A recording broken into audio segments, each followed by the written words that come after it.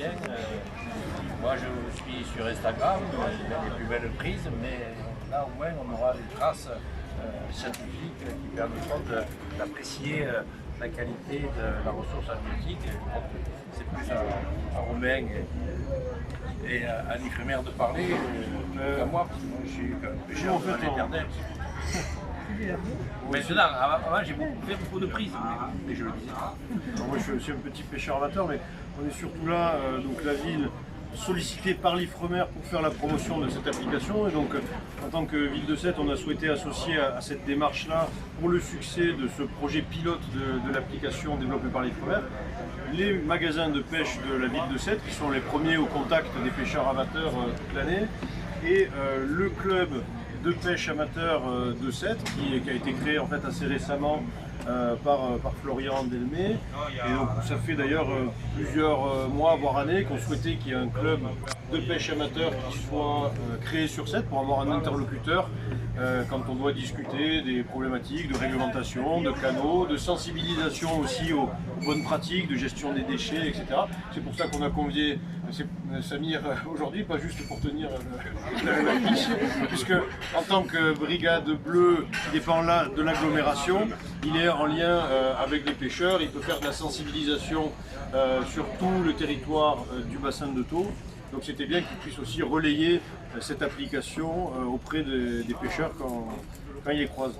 Après je vais laisser surtout Maria développer l'intérêt de cette application, mais au-delà de l'aspect réglementaire, c'est surtout aujourd'hui pour connaître en fait les prélèvements, et c'est vraiment une démarche volontaire des pêcheurs pour alimenter les bases de données de l'Ifremer plutôt que tout de suite réfléchir à une réglementation. Et donc c'est pour qu'il y ait un échange entre les pêcheurs et ces éminents scientifiques que sont l'Ifremer pour voilà, une démarche partenariale gagnant-gagnant dans la connaissance du milieu maritime. Donc la ville ne pouvait qu'approuver et soutenir ce projet-là.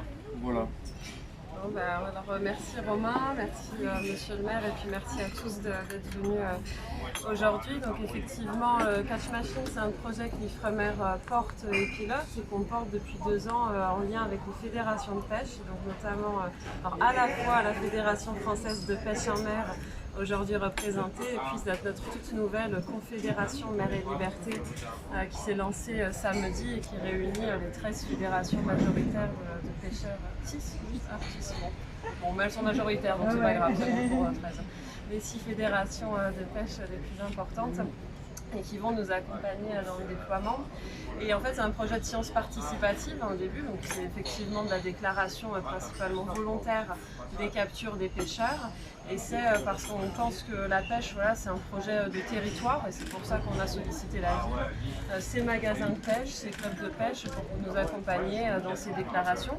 Donc c'est une application qui est vraiment la plus ludique et la plus facile possible, mais qui va nous permettre à nous, scientifiques, de combler des lacunes immenses dans les connaissances des poissons côtiers, de leur déplacement, de leur présence ou de leur absence le long de nos côtes, et puis de faire participer finalement tous les citoyens à l'acquisition de cette connaissance, parce qu'on est persuadé qu'on a une grande capacité de mobilisation autour de la préservation des ressources, et qu'on peut y inscrire ça dans une dynamique qui soit à la fois positive et rigoureuse scientifiquement. Donc c'est tout l'objet de l'application.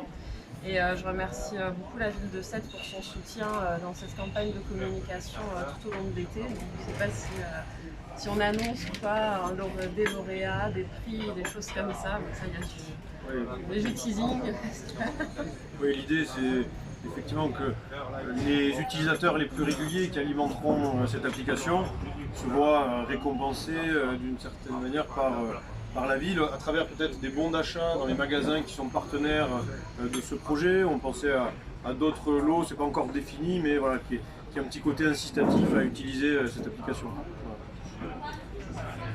Vous aurez des récompenses chez nos magasins de pêche partenaires, grâce à leur soutien au quotidien dans ce déploiement.